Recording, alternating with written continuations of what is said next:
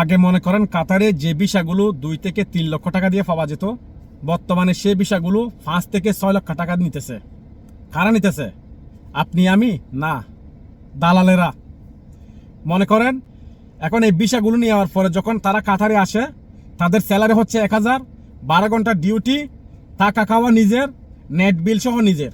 এখন আপনি 5-6 লক্ষ টাকা ঋণ করে যখন কাতারে আসলেন, আপনার স্যালারি যখন 1000 টাকা, ওই 1000 টাকা দিয়ে কি আপনি বাড়িতে দিবেন, না নিজের জন্য খরচ করবেন, না ঋণ শোধ করবেন? কোনটা করবেন?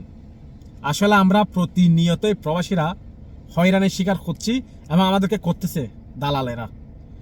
দালাল থেকে সাবধানে থাকবেন। আমি সবার উদ্দেশ্যে বলতেছি, যারা যে কোনো রাষ্ট্রে যান বা যে কোনো দেশে যান না কেন, দালালের খপ্পরে পড়বেন না।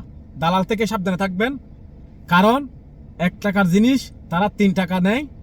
মানে একটা ভিসা যখন 2 লাখ টাকা দিয়ে পাওয়া যায়, ওই ভিসাটা কি করে 4 লক্ষ টাকা দিয়ে তারা বিক্রি করে। এখন মনে করেন দেশে তো কাজকর্ম নাই, কোনো কিছু নাই, দেশের কি অনেক খারাপ অবস্থা যাইতেছে।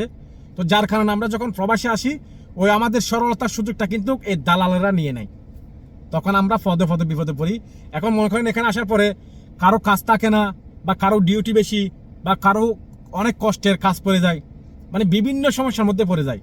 তো এই জন্য বলতেছি, যারা নতুন নতুন বিদেশ আসবেন, অবশ্যই দেখে শুনে বুঝে কথাবার্তা বলে আসবেন, যাতে বিপদে পড়তে না হয়।